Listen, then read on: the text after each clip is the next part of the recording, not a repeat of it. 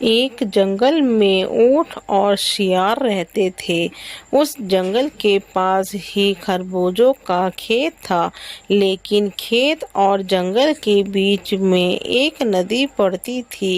एक दिन दोनों ने सोचा कि आज नदी पार खेत में खरबूजा खाने चलते हैं।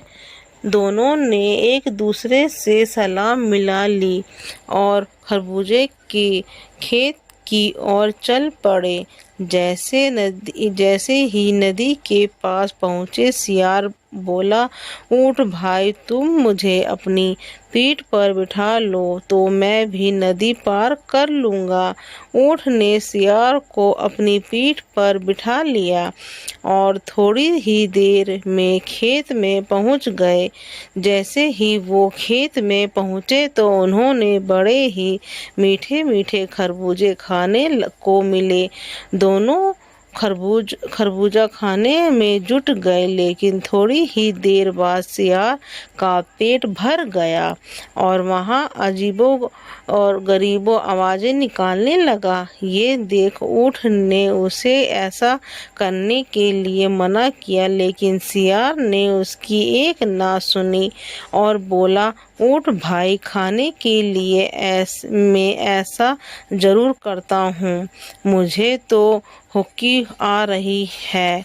ऊँट ने कहा, अगर तुम ऐसे ही करते रहोगे तो खेत का मालिक आ जाएगा और हमारी पिटाई कर देगा। लेकिन शियार फिर भी चुप नहीं हुआ और ऐसे ही करता रहा। शियार की आवाज़ सुन खेत का मालिक आ गया। खेत के मालिक को आता देख शियार तो झाड़ियों के पीछे छुप गया और ऊँट बेचारा पीट गया।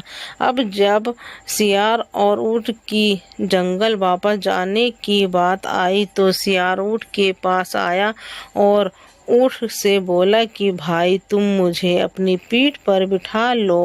ऊँट को भी अपना बदला लेने का मौका मिल गया। उसने शियार को अपनी पीठ पर बिठा लिया। जब ऊँट नदी के बीचों बीच पहुँच गया तो बोला, यार, मुझे तो लुटपुटी आ रही है। खाने के बाद मैं लेटता जरूर हूँ।